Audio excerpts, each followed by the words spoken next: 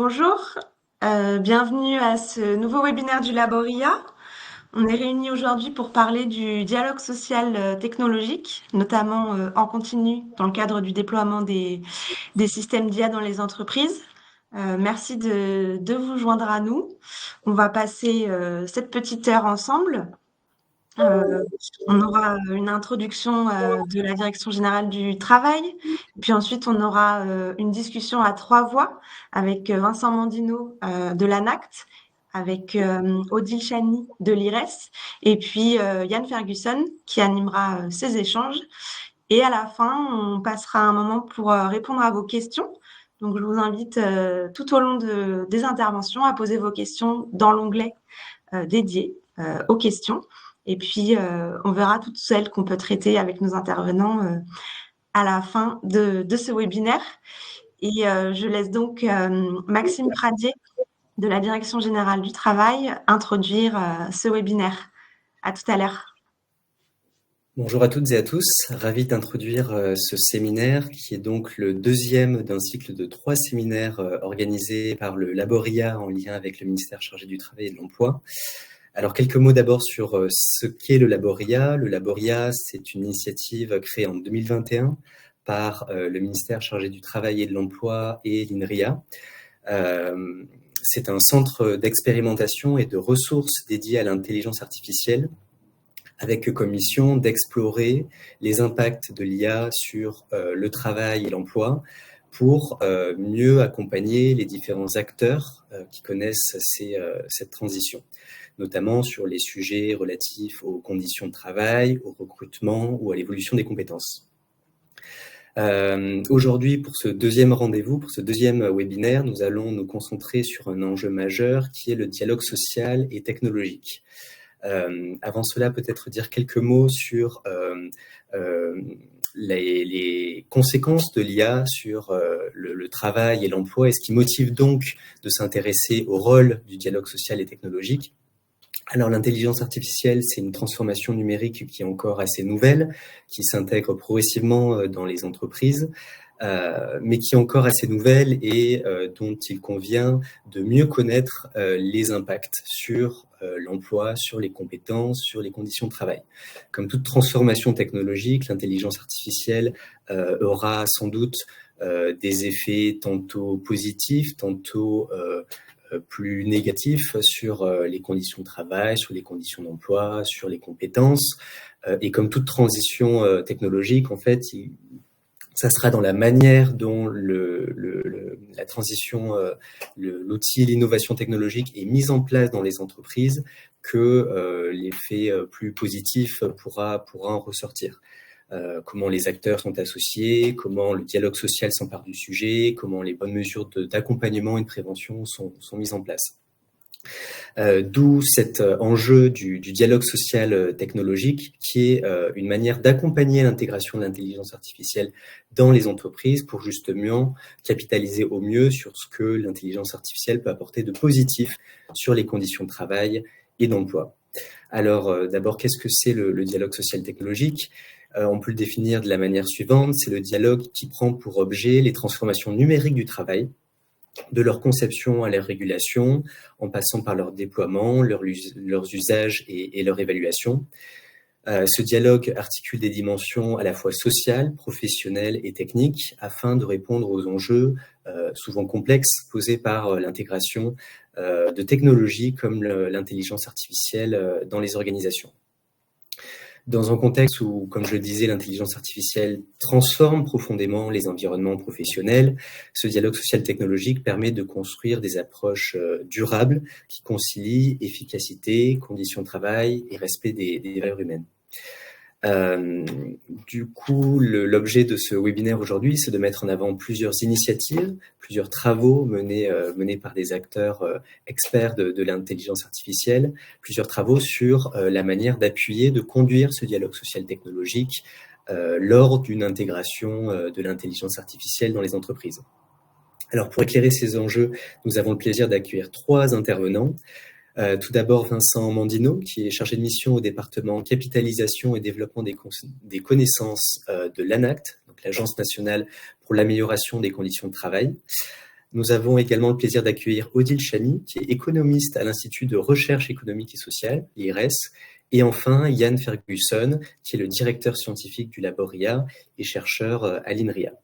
Donc, merci à toutes et tous pour votre présence. Nous sommes ravis de vous accueillir pour ce séminaire et je passe sans plus attendre la parole à notre premier intervenant.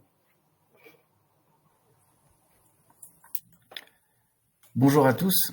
Merci beaucoup Maxime pour cette introduction. Donc je suis Yann Ferguson, le directeur scientifique du Laboria, dont les principes et la genèse a été rappelé par Maxime.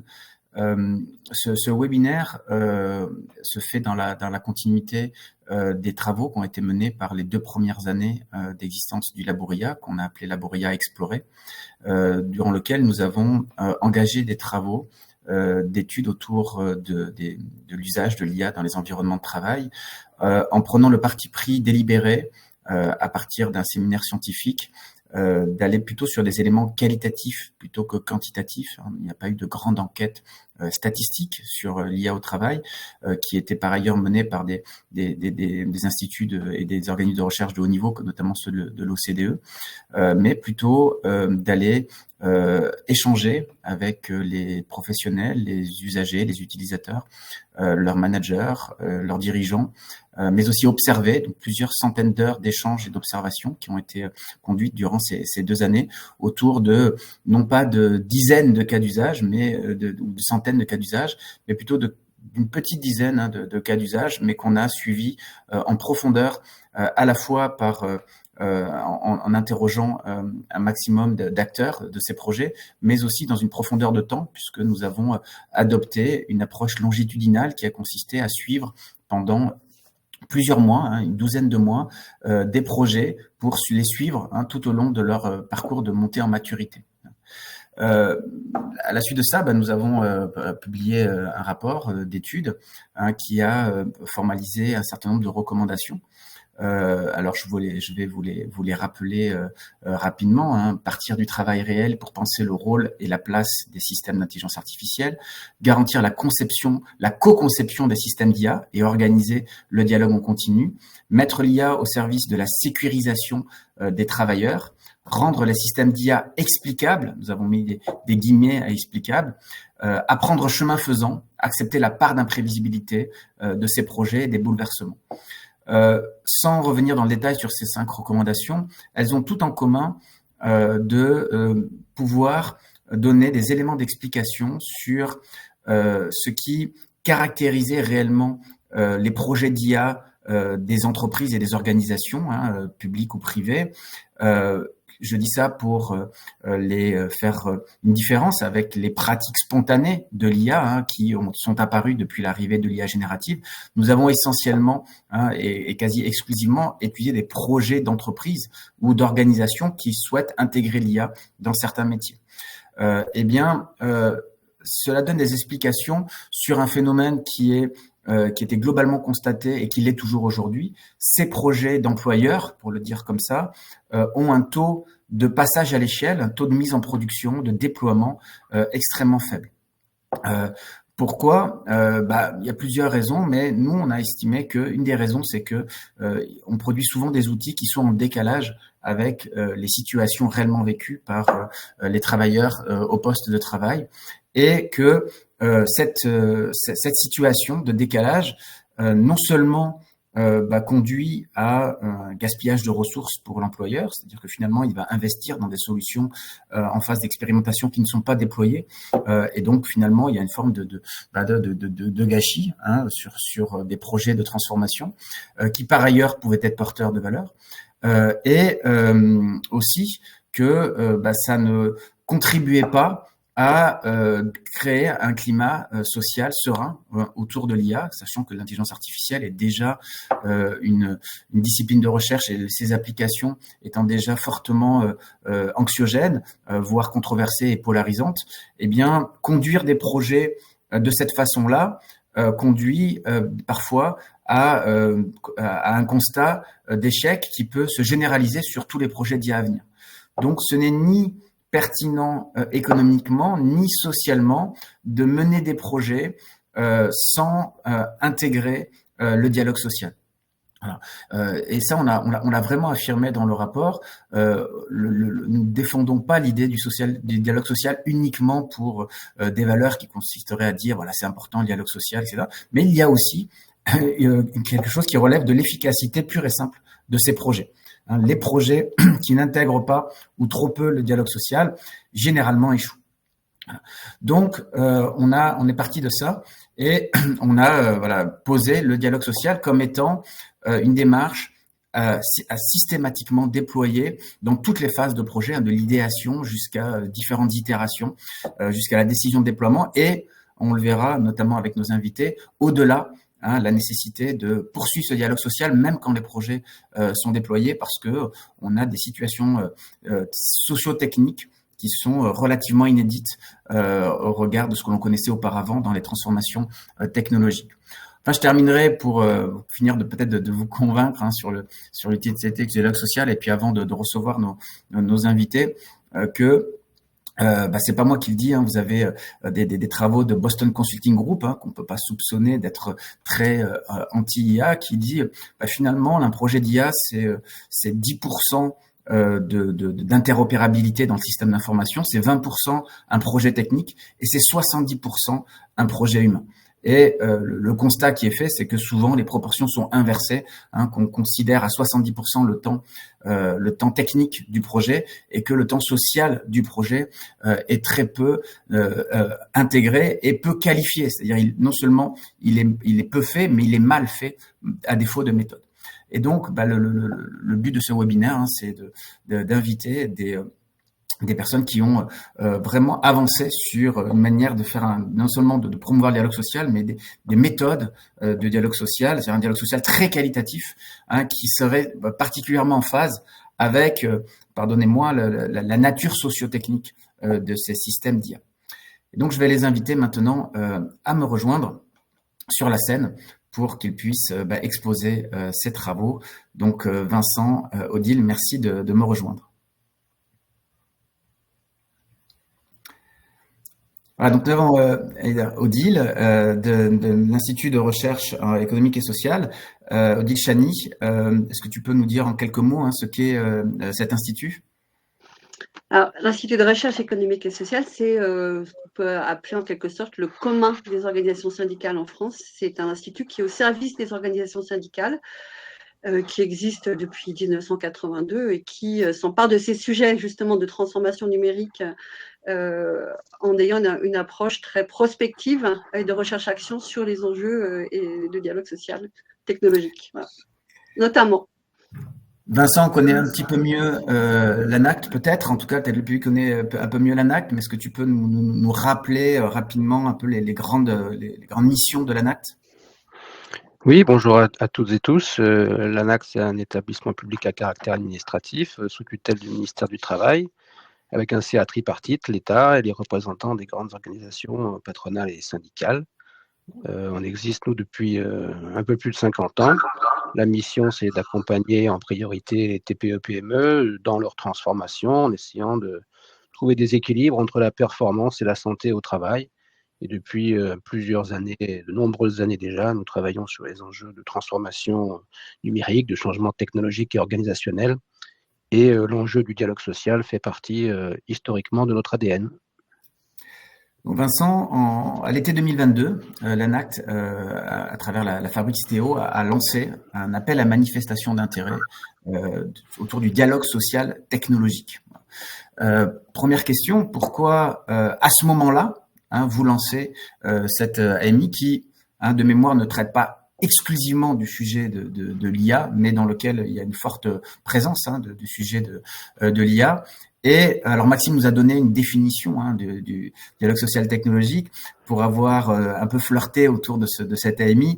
Ça a été un travail par ailleurs de créer une définition partagée du dialogue social technologique. Donc première question, pourquoi à ce moment-là la nécessité d'un dialogue social technologique et qu'est-ce qui ressort un peu de ce dialogue très ouvert, très collégial sur ce qu'est le dialogue social technologique, notamment au temps de l'IA? Eh bien, comme je le disais initialement, ça procède de travaux de longue date sur les transformations numériques du travail. Il y a quelques années, on a publié un 10 questions sur la maîtrise des transformations numériques qui donne déjà des éléments de repère pour ouvrir la boîte noire des outils et des projets de transformation numérique. Et déjà à l'époque, en fait, cette méthodologie, elle était construite sur la base de travaux liés à des projets d'intelligence artificielle. L'enjeu qui est sous-jacent, c'est comment les organisations peuvent avoir la main, peuvent agir plutôt que de subir ces transformations numériques et notamment les acteurs du dialogue social. Donc on s'était inscrit dans le cadre du plan santé au travail numéro 3 avec une action sur les conditions d'usage des outils numériques dans les organisations. Et dans le cadre du plan santé au travail numéro 4, on est toujours d'ailleurs au pilotage d'une action qui vise à accompagner le dialogue social et le dialogue professionnel sur le sujet. Donc ça, c'était un peu notre background d'une certaine façon.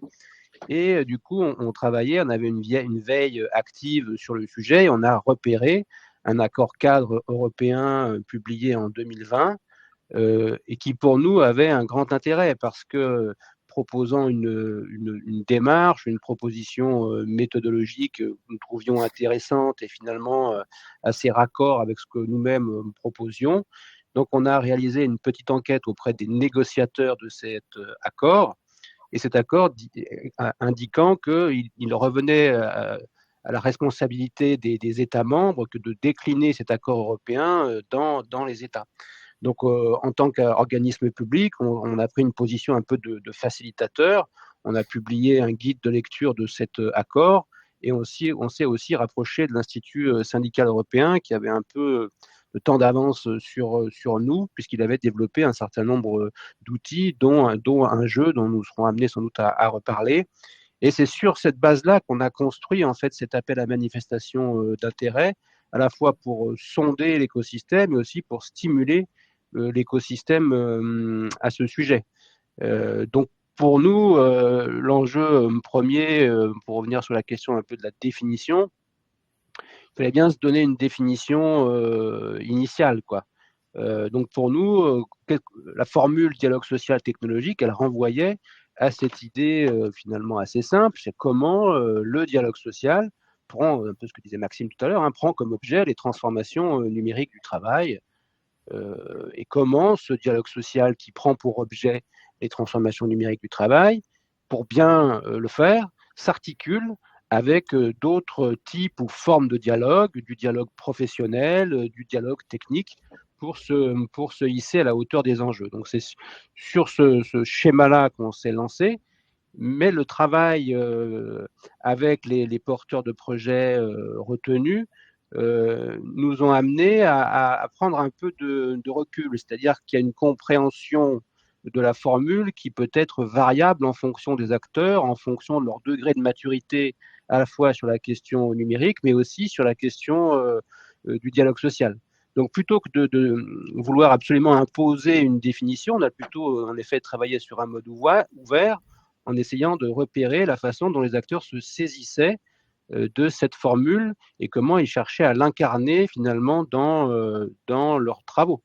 Donc on a plutôt affaire à une forme d'entre-définition, c'est-à-dire qu'en fonction de la position des acteurs, ils définissent le dialogue social technologique d'une certaine façon et en le définissant d'une certaine façon, ils se définissent eux-mêmes en même temps et définissent les enjeux auxquels ils se confrontent.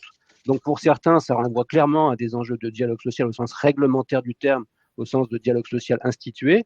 Pour d'autres, ça renvoie davantage à des logiques de démocratie organisationnelle, on va dire, de dialogue professionnel. Et pour d'autres, c'est encore autre chose. C'est comment les outils numériques peuvent servir à soutenir les relations sociales dans les organisations. Donc les outils au service du dialogue social. Donc il y a donc une variété de positionnements qu'on a trouvé intéressants à explorer avec eux et à rendre compte prochainement dans un cahier. Odile Chani, tu as été partie prenante d'un projet qui a été retenu par l'AMI. Comment cette notion, comment vous avez porté cette notion de dialogue social technologique dans votre proposition, puisque Vincent nous dit que finalement chacun partait d'une définition un peu indigène du dialogue social technologique et construisait une proposition en lien avec cette définition. Comment elle a été appropriée, comment elle a été habitée cette notion de dialogue social technologique par le projet d'Ialia en l'occurrence, qui faisait suite aussi à un autre projet Sequoia Deal. Donc il y a une continuité dans le projet. Comment cette notion de dialogue social a été habitée par votre équipe? Alors, c'est vrai que la particularité du projet qu'on a soumis à l'AMI, puisque c'est un projet d'Ialia dialogué sur l'IA, est un projet qui a été soumis par l'IRES en tant qu'organisme porteur et qui a été d'emblée situé dans une démarche intersyndicale qui est un élément fondamental dans la genèse et la nature des travaux qui sont menés par l'Institut sur ces sujets. Ça fait, alors de même qu'il y a un historique du côté de l'ANAC, il y a aussi un historique du côté de l'IRES, je dirais, dans la façon d'approcher la nécessaire discutabilité et la façon de discuter des enjeux liés à la transformation digitale, de même qu'on pourrait tout à fait faire le même type de réflexion, de constat sur la transformation environnementale. Ça nous amène, nous, conscients de cette idée de discutabilité, à mener et à organiser des modalités de dialogue, déjà de dialogue sur ces transformations-là, au travers de différents projets. Des projets où finalement on situe le dialogue entre les parties prenantes, pas forcément celle du dialogue social institué, mais déjà, à un moment donné où le dialogue social, par exemple, pour certains aspects de la transformation numérique dans les plateformes est totalement inexistant, d'essayer de voir comment on peut créer du dialogue partie prenante. Puis, chemin faisant, d'aller réfléchir aux façons dont on peut amener et situer le dialogue social institué à côté, en complément d'autres formes de dialogue. Et il est vrai que la particularité des projets qu'on a menés, donc antérieurs à ceux de Dialia, était de considérer que finalement il y a cette discutabilité qui est incontournable, mais encore faut-il effectivement qu'on comprenne bien et qu'on arrive à faire comprendre pourquoi elle est incontournable dans un projet de SIA, pourquoi elle est complexe, et comment on peut l'outiller. Et la complexité, ça amène aussi à se poser la question de ce qu'on entend par le dialogue.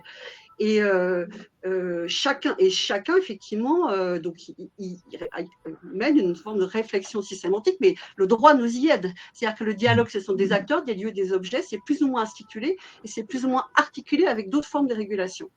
Et on s'est posé dans le cadre d'un des premiers projets, Sequoia, dans un cadre assez large et ouvert, en admettant et en reconnaissant que la complexité des transformations liées à l'IA, et en particulier le fait qu'il y a plein de frontières qui se fissurent, des frontières des organisations aussi, du travail, on le voit et on le constate tous les jours. C'est un point, Yann, que tu mets en avant aussi quand tu parles du shadow IA, en quelque sorte. Ça vient de l'extérieur, ça fissure tout ça. Et ça amène aussi la valeur se créer de façon différente. Comment est-ce qu'on peut mettre les acteurs de cette création de valeur, les acteurs, les parties prenantes ensemble pour en discuter. Dans Sequoia, ça nous avait amené à ouvrir en quelque sorte, à pousser les murs du droit existant et à aller chercher sur des formes de dialogue qui ne sont pas encore instituées, des dialogues parties prenantes, des dialogues filières, etc. Et donc à réfléchir à de nouveaux outils. Quand nous avons vu cet appel à manifestation d'intérêt de l'ANACT, nous avions d'emblée la volonté de nous situer dans le cadre du dialogue social institué.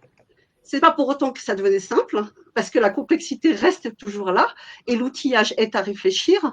Et donc, on est rentré dans finalement cette épure qui était proposée par l'ANACT, avec cette idée très précise dès le départ, qui était qu'il était nécessaire de réfléchir, il était opportun de s'emparer des outils de méthodologie proposés en matière de dialogue social sur la transformation numérique et l'IA, et que finalement, la définition en quelque sorte du dialogue, de l'objet technologique IA comme objet du dialogue social,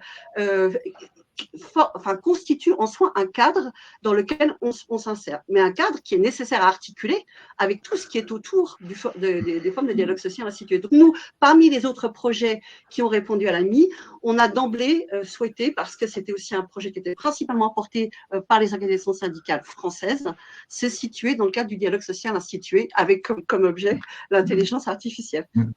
Ce qui est intéressant en outre de mon point de vue, c'est que votre démarche autour du dialogue social est elle-même une démarche de dialogue, puisque vous avez réuni plusieurs confédérations pour essayer de dialoguer aussi, pour atterrir sur des constats partagés, des méthodologies communes. Donc vous avez incarné le propos par votre propre méthodologie de co-conception de vos outils. Alors, c'est effectivement quelque chose qui est inhérent à la démarche qu'on a menée et qui aussi, finalement, c'est en quelque sorte enrichi comme des cailloux qui roulent, qui ont amassé de la mousse organisationnelle et de dialogue entre les parties prenantes. C'est fondamentalement le projet est un projet partie prenante. Alors, c'est un projet qui est porté par des organisations syndicales, puisque 4 organisations syndicales l'ont piloté. Il a été coordonné par l'IRES, mais il y a eu 4 organisations syndicales qui l'ont piloté, FOCadre, la CFDT, la CFE-CGC et la CFDT, mais sont venus s'adjoindre d'autres organisations syndicales, Solidaires Finances Publiques et des représentants de la CFTC Média Plus, sont venus aussi des représentants d'organisations patronales et aussi des représentants d'entreprises et des experts de l'IA qui finalement n'avaient pas d'affiliation, en tout cas n'étaient pas forcément toujours concernés par des pratiques de dialogue social institué. Et donc c'est une communauté de 50 personnes qui a été réunie, et ce qui est vraiment essentiel à comprendre, c'est que ce ne sont pas des experts du dialogue social qui étaient forcément là, mais ce sont tous, quel que soit leur attachement, des parties prenantes des transformations liées à l'IA. Et donc, en fait, en quelque sorte, on considère que pour bifurquer, pour comprendre la bifurcation qui est nécessaire, il faut bifurquer aussi dans la façon dont on réfléchit ensemble. Et cette idée de co-construction, de partage des parties prenantes, pour nous, elle est vraiment essentielle dans la méthode. Et elle est un bien très précieux, mais qui, pour nous, est vraiment indispensable dans la façon de construire ensemble les régulations collectives qu'on veut déployer pour cette transformation. Vincent, est-ce que tu peux nous donner un peu les principaux Alors, on a évidemment là fait un focus fort sur Dialia, mais sur les autres propositions, qu'est-ce qui a été conçu, pour quel type de livrable, voilà, est-ce que tu peux nous donner un peu la big picture, si je puis dire, des propositions qui ont été faites sur ce sujet dialogue social technologique et IA dans le cadre de cette AMI dialogue social technologique? Oui, du coup, je vais dérouler un peu parce qu'on a retenu finalement 7 projets. Donc, je ne m'attarde pas sur le projet d'IALIA parce que Odile est présente avec nous aujourd'hui et du coup l'explicite. On a retenu un autre projet qui était porté par Matrice qui s'appelle DIAG. Je détaillerai un petit peu, je liste les noms et ensuite j'explicite ce que c'est le livre. Un projet qui était porté par l'Université Lyon 2 autour de la méthode de l'objet technique. Donc ces 3 projets-là, les 2 premiers, Dialia et Diag, portent explicitement sur des enjeux d'IA. Le projet MOT, méthode de l'objet technique, qui porte sur les plateformes. Et puis il y avait 4 autres projets qui portaient sur des transformations numériques plus générales.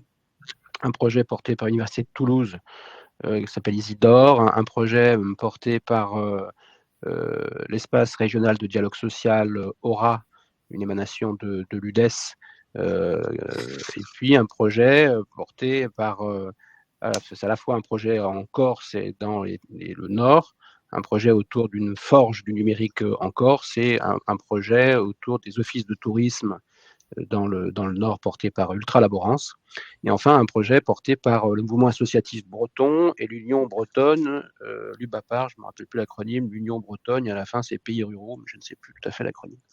Donc sur quoi portaient ces projets?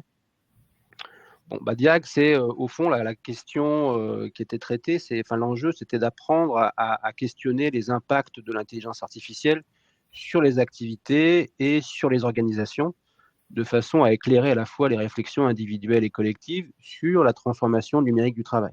Donc, qu'est-ce que ça a livré Eh bien, ça a livré une application en ligne qui permet à la fois l'acculturation au sujet, aux enjeux, un travail d'introspection, un travail de design sur ces transformations pour la faire en ramasser. Ça permet d'engager une forme d'autodiagnostic sur l'impact de l'IA sur les pratiques professionnelles et sur le bien-être au travail. Donc, je ne développe pas davantage sur chacun des projets, sinon on y passerait trop de temps. S'agissant du projet MOT sur la méthode de l'objet technique, ça reprend cette idée de Gilbert Simondon, le philosophe, et qui essaye du coup de l'opérationnaliser, de l'appliquer à l'économie de plateforme. L'idée là, c'est de relier le dialogue professionnel et le dialogue social autour d'objets techniques pour faire place à l'activité de travail dans ce dialogue social technologique. Donc c'est porté par l'Université Lyon 2 et notamment par une doctorante qui est désormais donc docteur, ma collègue Elisabeth Leblanc, qui a donc soutenu une thèse sur ce sujet. Et ça a donné lieu à un certain nombre d'expérimentations, y compris en lien avec l'ARP dont parlait Odile tout à l'heure. Et ça a débouché à la fois sur la thèse d'Elisabeth, mais aussi sur un ouvrage collectif publié aux éditions Octares sous la direction de Thierry Gobert, qui s'appelle donc Méthode de l'objet technique ou comment reprendre la main sur l'activité. Et là, l'idée, c'est bien de travailler avec les livreurs à vélo ou à 2 roues pour voir comment ils pouvaient faire valoir les réalités du travail et de leur activité dans une relation, disons, un peu étrange ou un peu spéciale avec les plateformes et comment reconsidérer la conception, par exemple, des algorithmes qui disent ou qui ne disent pas un certain nombre de choses, qui les obligent à faire ou à ne pas faire un certain nombre de choses. Le projet Isidore, porté par l'Université de Toulouse, il était pour nous intéressant parce que c'était un projet porté par un collectif, mais avec un lead par une informaticienne. Et donc, plutôt que d'avoir un projet uniquement porté par des acteurs issus des sciences sociales, là, on trouvait intéressant de voir comment les informaticiens avançaient aussi sur ce sujet du dialogue social technologique. Et là, l'idée, c'était à la fois de proposer finalement d'outiller le dialogue social ou la démocratie organisationnelle autour des systèmes d'information numérique. À la fois proposer des méthodes et des outils pour diagnostiquer la situation et aussi proposer des méthodes et des outils d'accompagnement à cette mise en dialogue autour des systèmes d'information numérique. Donc là, ça pointait finalement 3 composantes un peu clés des systèmes d'information numérique sur lesquels ils se sont attardés, à la fois les tableaux de bord, les interfaces homme-machine des logiciels métiers, et puis la gestion plus globale d'un projet informatique. Et donc, en travaillant à expliciter finalement 5 dimensions de ce qu'ils appellent la démocratie organisationnelle, donc à la fois le dialogue social, la dispute démocratique, comment on vient outiller, organiser, soutenir cette dispute démocratique, comment, deuxièmement, comment les systèmes d'information sont conçus, représentés, quel est le niveau de maturité du système d'information, de ceux qui les conçoivent, de ceux qui les utilisent, comment ils peuvent ou pas embarquer des représentations pas forcément uniquement dominantes, comment ils charrient un certain nombre de valeurs et comment cette intégration ou encastrement des valeurs dans les systèmes d'information peut faire l'objet du coup d'une discussion. Des enjeux, troisièmement, de prise de décision, comment les niveaux, les cadres de décision sont explicités, comment sont répartis les pouvoirs de décision, est-ce que ces décisions, elles sont prises sur la base de délibérations éclairées, comment on évalue ces décisions et comment ceux qui prennent ces décisions sont amenés à en rendre compte. La quatrième dimension, c'est celle de l'autonomie des individus, des collectifs de travail et aussi de l'entreprise elle-même par rapport aux fournisseurs de technologies. Et enfin, une cinquième dimension autour du temps, de la perception du temps et notamment du temps des projets qui laisse plus ou moins précisément de temps aux acteurs pour s'approprier un peu les enjeux et monter en maturité sur les sujets à la fois techniques mais aussi de travail et de dialogue social. S'agissant du projet ERDS Aura, là, l'idée, c'était, il y a quelques années, je pense que c'est en 2021, mais je suis plus sûr, c'est peut-être 2020, je sais plus. L'UDES a signé un accord multiprofessionnel autour des transformations numériques dans le secteur de l'économie sociale et solidaire. Et là, c'était d'accompagner, on va dire, la déclinaison de ces accords dans des branches professionnelles et des territoires. Et donc, c'était une proposition de projet autour de pilotage, d'actions de formation auprès des employeurs et auprès des salariés des petites entreprises de l'ESS, comment les mettre en capacité pour identifier les impacts du numérique sur les conditions de travail et donner des méthodes, des outils pour mettre en place ce diagnostic et cette mise en discussion.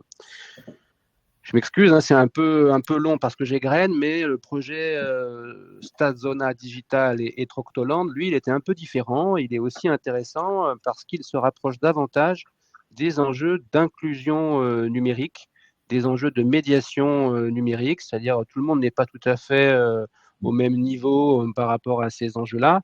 Donc, sur le projet Corse, l'idée, c'était de faciliter l'émergence d'un pôle de ressources à destination des acteurs du travail qui sont parfois en peine avec les sujets numériques. Et puis, s'agissant des offices de tourisme dans le département du Nord, il y avait un projet, ils étaient embarqués dans un projet de construction d'une plateforme mutualisée entre les offices de tourisme. Et l'idée, c'était de voir comment on pouvait soutenir les enjeux de dialogue direct des travailleurs dans la conception de cette plateforme mutualisée. Donc plutôt une expérience, disons, de design, UX design, quoi. Et puis le mouvement associatif breton, donc et le BAPAR. Donc là, l'idée, c'est de renforcer en fait l'accompagnement en réseau au dialogue social de petites structures, donc des structures où il n'y a pas d'instance de dialogue social instituée.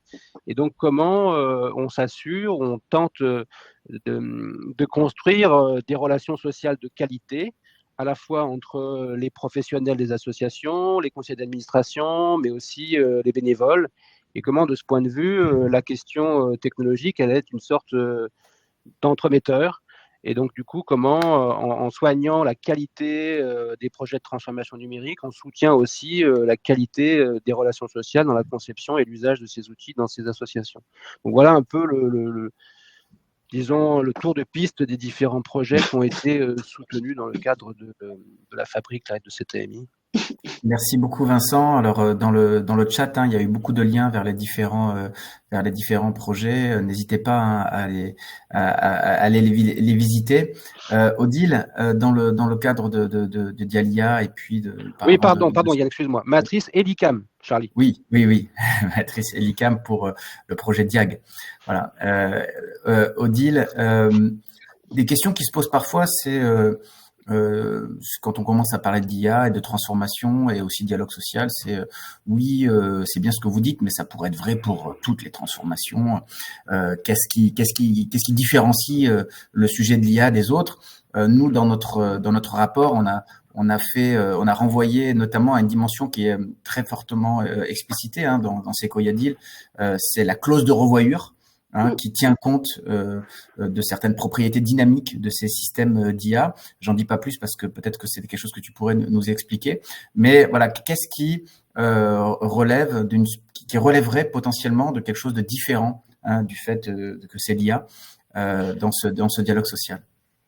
Alors, en fait, découle de la spécificité de l'objet sociotechnique IA la façon dont on va réfléchir au dialogue social. Et c'est vrai que c'est pour ça que tout à l'heure je disais c'est incontournable, mais dire que c'est incontournable, ça ne suffit pas à convaincre que c'est incontournable. Et comprendre et prendre la mesure, parce qu'il s'agit peut-être de ça, de la spécificité de ces systèmes par rapport aux autres technologies numériques, ça aide et c'est primordial pour réfléchir à la façon dont on peut les accompagner. Et de fait, une des dimensions qui est évidente, enfin qui est celle que tu as mentionnée, c'est celle de la temporalité. Un système d'intelligence artificielle, un projet, une application IA, quand ça rentre dans une entreprise ou une organisation, ça n'est pas fini, ça peut continuer à être entraîné. Alors on peut toujours dire oui, je vais faire ça, je vais entraîner sur les données, et donc en fait il n'y a pas de problème, je vais arrêter, je vais tout maîtriser. En fait non, on ne maîtrise pas. Un système d'intelligence artificielle, c'est fondamentalement quelque chose qui est associé à une incertitude très forte. Il y a une forme d'incertitude un peu radicale sur les résultats qu'on peut en attendre parce qu'on ne connaît pas les résultats tant qu'on ne les a pas déployés. Et donc, on ne peut pas penser qu'en fait, on va réussir un projet en réfléchissant uniquement aux usages, à l'accompagnement, à la conduite du changement, etc. Et donc, en fait, faire quelque chose qui relève d'une forme de logique bottom-up d'un outil comme un outil sur lequel finalement l'humain en quelque sorte gagne facilement la maîtrise. L'IA, on peut débattre infiniment de la définition, mais certains éléments de définition sont assez utiles quand on prend par exemple celle qui a été retenue dans le règlement pour l'IA, qui est celle de l'OCDE, qui est d'ailleurs représentée dans un rapport, je vois, parlementaire sur l'Office des choix parlementaires, ce technique, de la fin de l'année dernière, ça agit avec un certain degré d'autonomie, ça aide à la décision et ça interagit. Et donc, ces dimensions-là d'incertitude, elles entraînent des enjeux de pouvoir, de conditions de déploiement, et à cela se rajoute le fait qu'en plus, ces indications, ces aides à la décision, à la production, etc., que va vous proposer l'IA, de toute manière, ça va bouger quand ce sera dans l'organisation. Et donc, c'est pour ça qu'en gros, le dialogue social, ça s'impose comme une forme de régulation évidente, puisque c'est celle qui part du travail. C'est la régulation bottom-up, par définition. Et donc, ce qu'on a essayé de faire dans le cadre de l'IA, c'était de dire comment on peut faire dans les murs, puisque nous, on est à droit constant, en quelque sorte. Il y a cette boîte à outils fantastique dont va parler Vincent, qui est celle de l'accord cadre européen, des 2 accords cadres. Mais du coup, il y a aussi le fait de réfléchir à la façon dont on peut outiller les acteurs avec tout ce qui peut permettre, à droit constant, voire peut-être à droit évolutif, je vois, c'est tout à fait en lien avec une suggestion dans le chat de Luc Mathieu, comment on peut faire pour outiller, pour faire autrement, pour faire du dialogue continu. Alors oui, on peut optimiser le cycle des informations-consultations, on peut en gros tout faire pour articuler comme il le faut tous les outils de droit qui sont à notre disposition, mais peut-être aussi qu'il faut en penser d'autres. En tout cas, celui que nous, on a proposé effectivement, un de ceux qu'on a proposé dans le cas de Sequoia Deal, c'était cette idée de close revoyure. Se donner la possibilité de dire oui, stop, peut-être en arrière, autrement. Alors, je vais trahir un peu un échange qu'on a eu tous les deux dans l'intermédiaire de la publication du rapport de mars 2024 sur l'IA générative, et puis les annonces du président, de mai 2024, où il était question de savoir quelle pourrait être la nature des annonces sur le dialogue social, et il y avait deux camps un peu qui avaient l'air de s'affronter, ceux qui disaient il faut faire du dialogue social maintenant, et ceux qui disaient on n'est pas assez mûr, il faut plus de retours d'expérience pour pouvoir le faire, et on fera du dialogue social à partir d'un certain nombre de faits constatés sur le terrain. Et l'échange qu'on a eu tous les deux, sur lequel j'ai beaucoup appris, tu m'as expliqué que le dialogue social est un moyen de monter en maturité. Voilà, il n'est pas nécessaire impérativement de foncer vers les expérimentations, de faire les rétextes et après dialoguer socialement. On monte en maturité par le dialogue social. Est-ce que tu peux un peu nous expliquer ça, et notamment comment, à travers vos projets, vous organisez aussi cette montée en maturité autour du sujet IA via le dialogue social technologique? Alors, c'est vrai qu'il y a en ce moment, on évoque beaucoup un certain nombre d'études qui mettent en évidence le fait que, en fait, il n'y a pas de dialogue social. Alors, on va chercher en particulier l'étude du CNAM, qui est excellente à de nombreux égards. Mais en fait, la question qu'on peut se poser, c'est oui, en quelque sorte, jusqu'à 2022, il n'y avait pas non plus d'IA générative et d'outils de shadow IA dans les entreprises. Il suffit de regarder ce qui s'est passé, de prendre juste les enquêtes européennes sur les usages de l'IA. Ça a pris 5 points en un an. Et donc, on est en plein dedans. Et donc, du coup, la question de monter en maturité, en fait, elle concerne tout le monde. C'est-à-dire qu'il y a des imaginaires qui sont très, très pluriels sur l'IA, mais il y a surtout des pratiques qui sont en train maintenant de se développer. Et il y a une immaturité, il y a une maturité et des deux côtés. C'est-à-dire qu'effectivement, c'est sur des enjeux de pouvoir, mais pour tout le monde, pour les entreprises aussi. C'est-à-dire que les enjeux de souveraineté, de pouvoir, d'indépendance valent également du côté des directions, de même qu'elles valent du côté de ceux qui représentent les travailleurs. Et donc, en fait, monter en maturité et collectivement, c'est le moyen de s'assurer que finalement, on comprend ce qu'on fait et on y va prudemment. Et on ne prend pas cet objet technique comme quelque chose qui nous tombe quelque part d'éditeurs techniques qui vont évidemment respecter les obligations légales auxquelles ils vont être assujettis, mais qui quelque part finalement sont en capacité aussi de prendre le pouvoir, et le terme n'est pas totalement anodin, il s'agit aussi d'enjeux de pouvoir sur les organisations et sur le travail. Et donc, en fait, cette montée en maturité par le dialogue social, c'est le moyen justement de se repositionner là où on est en capacité de faire la régulation collective. Or, c'est du travail dont on parle. Et le travail, il est situé. Et donc, le dialogue social, dans les différents lieux dans lesquels il peut se mettre en place, parce que l'entreprise, la branche, etc., l'interprofessionnel, évidemment, il a différents lieux dans lesquels il peut se déployer. Mais fondamentalement, il part du travail. Et donc de ceux qui sont concernés par les impacts de ces systèmes-là. Et ça vaut pour les deux parties. À titre un peu d'illustration et d'anecdote, j'ai participé il y a quelques mois à une session de discussion avec un très grand nombre de confédérations, et le propos était assez virulent parce qu'il y avait eu des témoignages de plans sociaux associés à l'intelligence artificielle, et les mêmes personnes qui avaient pris la parole avec une prise de position très anti-IA, comme on pourrait le penser, eh bien dans la file d'attente du buffet, ensuite venaient me voir en me demandant quelles étaient les solutions les plus adaptées pour rédiger les comptes rendus des réunions syndicales.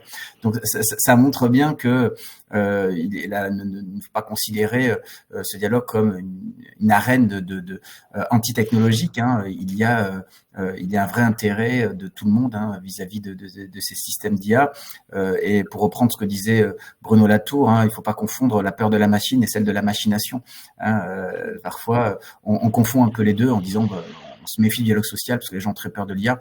En fait, souvent, ils sont un peu inquiets de projets d'entreprises qui ne sont pas débattus, qui ne sont pas transparents et qui ne sont pas échangés et sur lesquels il n'y a pas d'échange, sur lesquels il n'y a pas d'arène de discussion.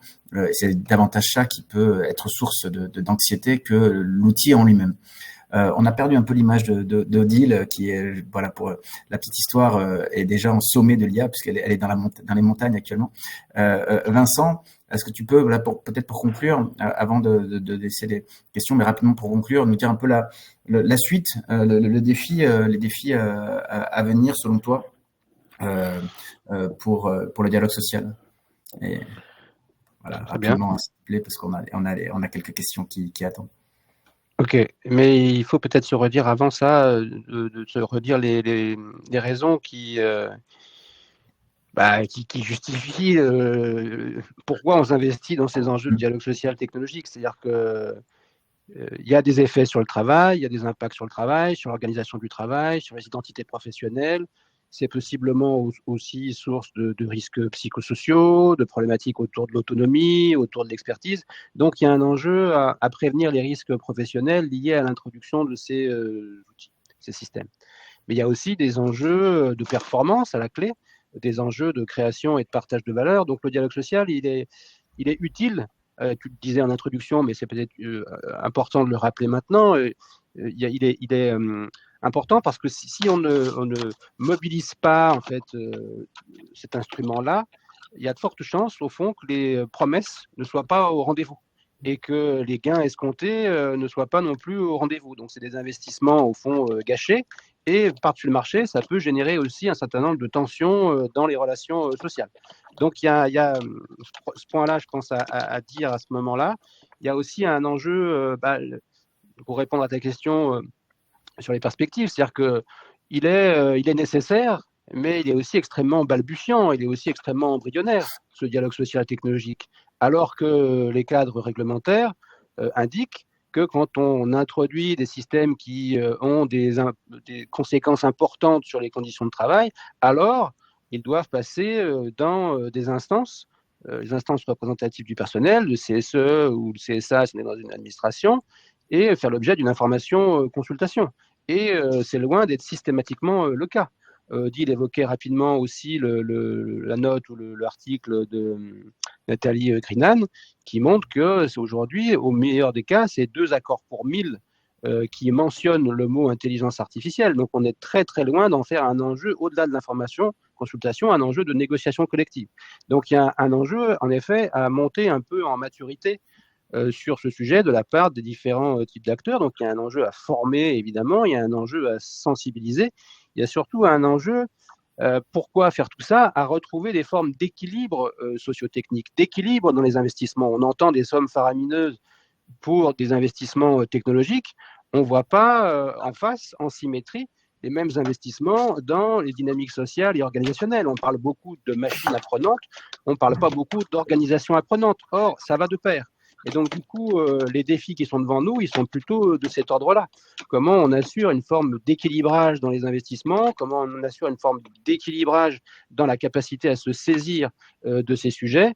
Et nous, du coup, modestement, une fois qu'on a eu financé cette AMI et ces différents projets, on cherche évidemment à valoriser ces projets, à essayer de construire des cadres pour expérimenter ces différents projets. On va publier bientôt un rapport de capitalisation sur ces projets. Et puis, comme je le disais, on est en étroite relation avec ETUI pour essayer de déployer, et aussi avec le CNUM dans le cadre des cafés IA, un jeu autour de l'IA qui permet d'engager un parcours de formation. Donc, du coup, une fois qu'on a fait ce petit entraînement avec le jeu de l'IA, on n'a pas forcément tout fait. Mais il faut bien commencer par une première marche et ensuite cheminer. Donc, les enjeux pour nous, ils sont vraiment autour de l'équipement, de l'entraînement des acteurs à se saisir des outils qui commencent à émerger pour traiter de cette problématique. Très bien, merci beaucoup. Edouard va nous rejoindre pour les quelques questions qui sont restées, qui ont été posées. Il y en aura d'autres et puis on essaiera d'y répondre par ailleurs. Celles que Edouard qui a retenu la question d'Edouard notamment, ou qui ont été posées à de multiples reprises.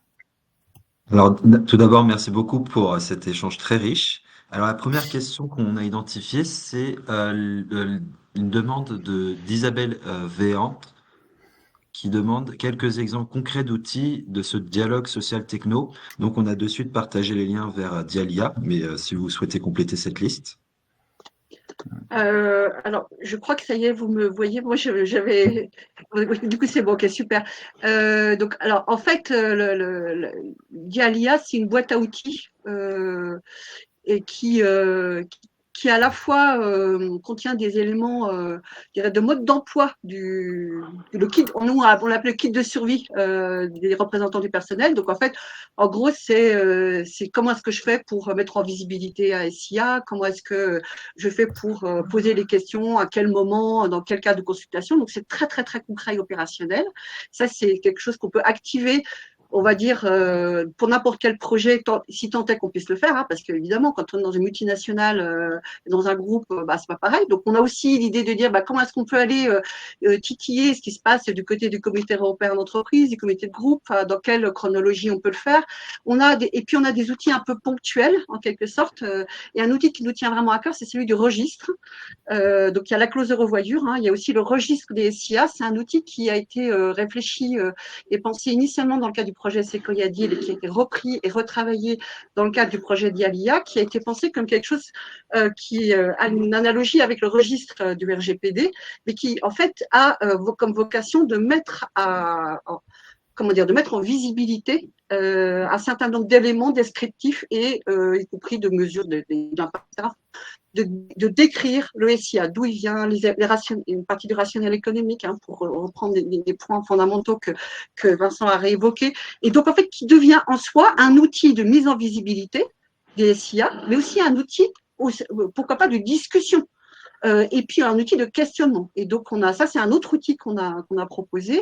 Il y a donc la clause de revoyure, on l'a mentionné, et puis on est très convaincu de la nécessité de mettre à disposition justement ces outils d'acculturation. Donc nous, là, on est une forme de porte d'entrée, enfin, de portail un peu où on renvoie justement vers les travaux, notamment ceux du Laboria évidemment, mais dans notre boîte à outils, il y a aussi l'idée qu'il faut y aller petit à petit pour monter la marche de l'acclimatation, surtout pas, enfin voilà, pas partir forcément d'ailleurs toujours de l'aspect technique, et on est très très proche de l'approche proposée par un des autres projets qui a été retenu à l'AMI, qui est le projet Isidore qu'a évoqué Vincent, et nous c'est un outil en soi.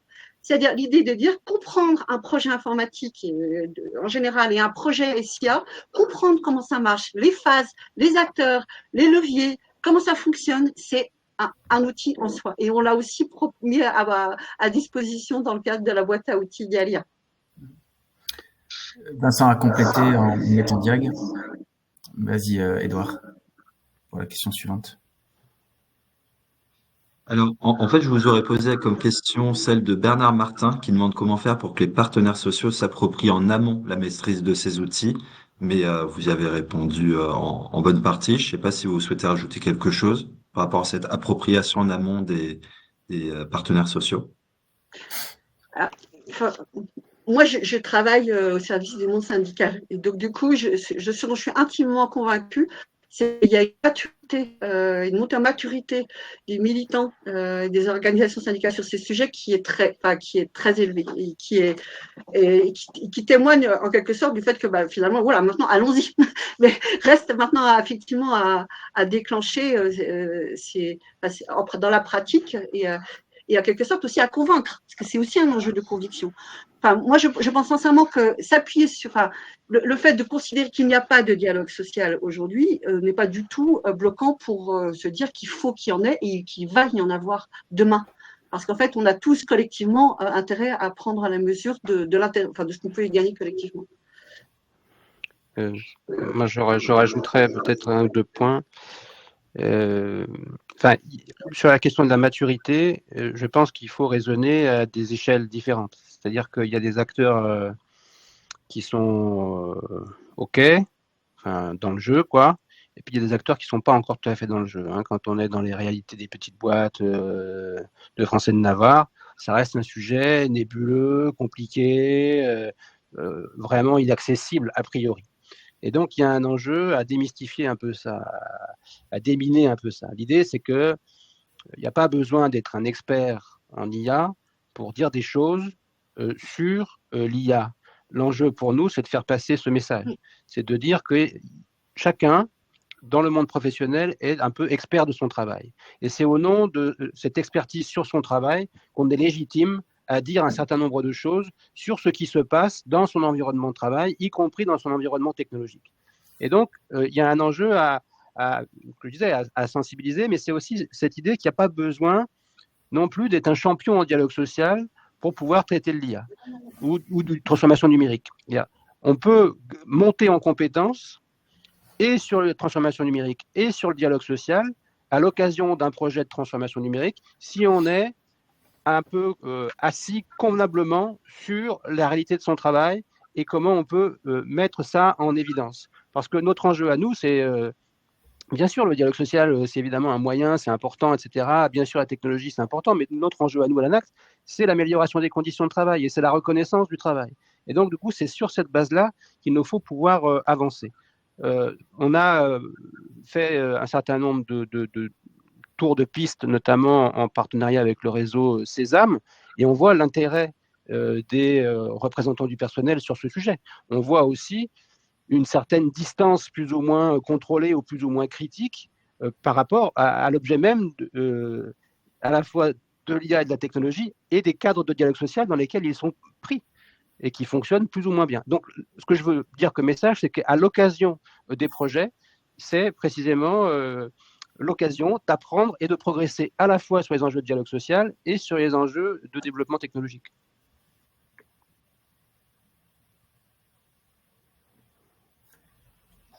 Parfait. Nous arrivons donc à la fin de ce webinaire. Si vous souhaitez avoir le mot pour la fin, Yann, Odile, Vincent. Bon. Je vais prendre le mot de la fin. D'abord en remerciant chaleureusement Odile et Vincent pour d'une part leur disponibilité, la qualité de leur intervention ce matin, et de manière générale pour tout ce qu'ils apportent au Laboria depuis sa création. Vous dire aussi que dans sa nouvelle feuille de route, le Laboria a vocation à concevoir et animer un centre de ressources.